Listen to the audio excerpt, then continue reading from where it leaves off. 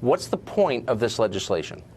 Well, Tucker, the idea is really simple. Taxpayers shouldn't be footing the bill to subsidize the wages of employees who are working in multi-billion-dollar corporations.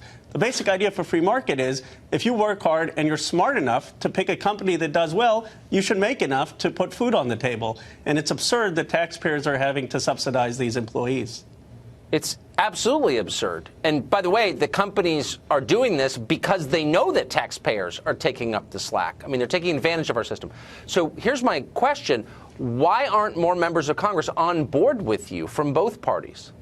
Well, these companies have massive lobbyists. They want to keep the system as it is. They give lavish stock options, and they're not compensating the employees who are doing a lot of the work. You know, Henry Ford, back in 1914, decided to double people's wages.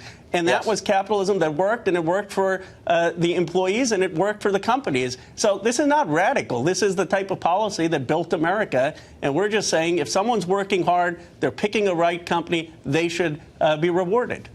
Yeah, and certainly taxpayers shouldn't be making up the difference for the employees of the single richest man in the world. Have you heard from lobbyists from Amazon or from any of the other companies who might be affected by this?